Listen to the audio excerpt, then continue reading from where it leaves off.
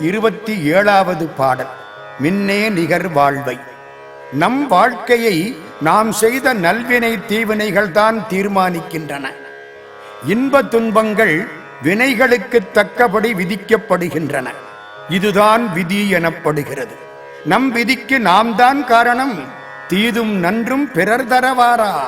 இந்த விதி நம்மை உலக வாழ்க்கையில் பற்றுக்கொள்ளச் செய்யலாம், அல்லது இறைவன் திருவடிகளை பற்றுக்கொண்டு உலகப் பற்றுக்களை விட்டுவிடவும் செய்யலாம். விதி வலியது. ஊழிற் பெருவலி யாவுல மற்றொன்று சூழினும் தான் முந்தொரும் என்கிறார் திருவள்ளுவர். ஊழை மாற்ற முயன்று ஒரு செயலை செய்தால் அதன் மூலமாகவே ஊழ் நுழைந்துவிடும். இறக்க வேண்டிய விதியுள்ள ஒருவரை காப்பாற்ற நினைத்து அறுவை சிகிச்சை செய்கிறோம். அந்த அறுவை சிகிச்சையினாலேயே அவர் இறந்து போய்விடுகிறார். ஊழ்வினை உறுத்து வந்து ஊட்டும் என்பது சிலப்பதிகாரம். வசிஷ்டருடைய சீடன் மிகச் சிறந்தவன். அவன் சாகக்கூடாது என்று வசிஷ்டர் எண்ணினாராம்.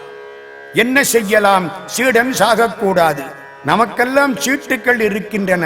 ஒவ்வொருவருக்கும் ஒவ்வொரு சீட்டு இருக்கிறது.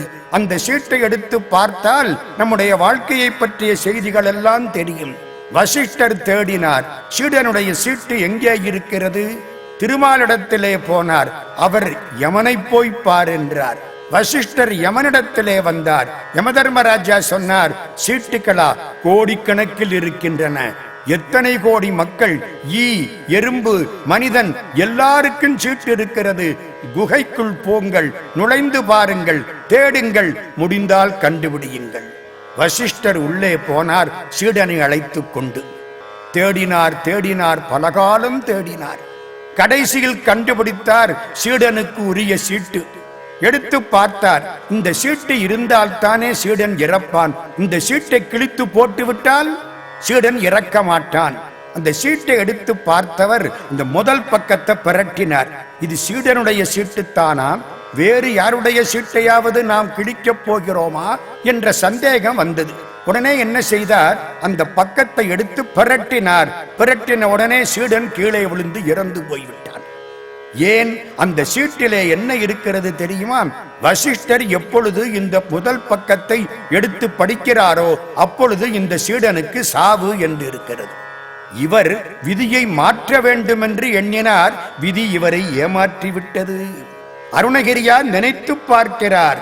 பொன் போன்ற முருகனை விட்டு மின்னல் போல் மறையும் உலக வாழ்க்கையை விரும்புகிறேனே, ஒருவேளை இது என் விதி பயனோ என்கிறார்.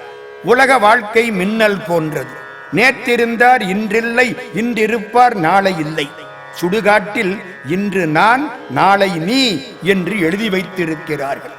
ஊருஞ்சதமல்ல, உற்றார் சதமல்ல, உற்று பெற்ற பேருஞ்சதமல்ல, பெண்டிர் சதமல்ல, பிள்ளைகளும் சீரும் சதமல்ல, செல்வம் சதமல்ல, தேசத்தில் யாரும் சதமல்ல, நின் தாழ் சதம் கட்சி ஏகம்பனே என்கிறார் பட்டினத்தடிகள். மின்னின் நிலையில மண்ணுயிர் யாக்கைகள் என்னும் இடத்து இறை உண்ணுமின் நீரே என்கிறார் நம்மாழ்வார். மின்னலைப் போல தோன்றி உடனே மறையும் அனித்தியமான வாழ்வை நான் விரும்புகிறேனே.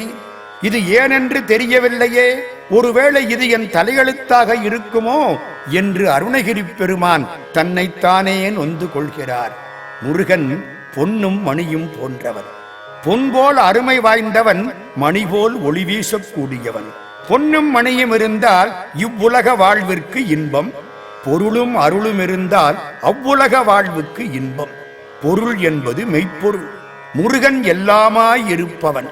இசை பயில் ஷடாட்சரமதாலே இகவர சௌபாக்கியம் தருபவன். இகவாழ்வும் தருவான், பரவாழ்வும் தருவான். அவன் மெய்ப்பொருள் ஆனவன். வினைகளை ஒழித்து வீடு அளித்து அருள் செய்பவன்.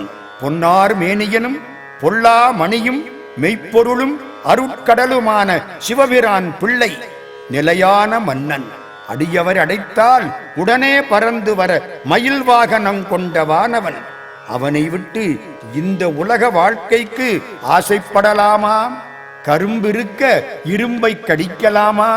கனியிருப்ப காயை கவரலாமா? இது விதி பயன் என்று முடிவு கட்டுகிறார் அருணகிரியார். மின்னே நிகர் வாழ்வை விரும்பிய யான் என்னே விதியின் பயனிங்கிதுவோ பொன்னே மணியே பொருளே அருளே மன்னே மயிலேறிய வானவனே.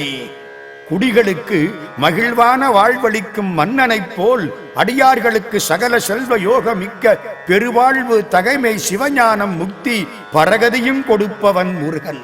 முருகனை கூப்பிட்டு முறையிட்ட பேருக்கு முற்றிய வினை தீரும் என்பதால் முருகனிடம் முறையிடுகிறார் அருணகிரியார். விதி எழுதும் பிரமனை சிறையிலிட்ட முருகன் விதிக்கும் விதியானவன் என்பது அவருக்கு நன்றாக தெரியுமல்லவா? மின்னே நிகர் வாழ்வை விரும்பி மின்னே நிகர் வாழ்வை விரும்பியால் மின்னே நிகர் வாழ்வை விரும்பியால் என்னே விதியில் பயன் எங்கிதுவோ என்னே விதியின் பயனிங்கிதுவோ பொன்னே மணியே பொருளே அருளே பொன்னே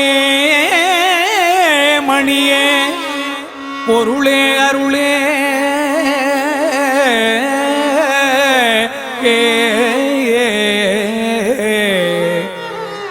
மன்னே மயிலேறிய வானவனே மயிலேறிய வானவனே மயிலேறிய வானவனே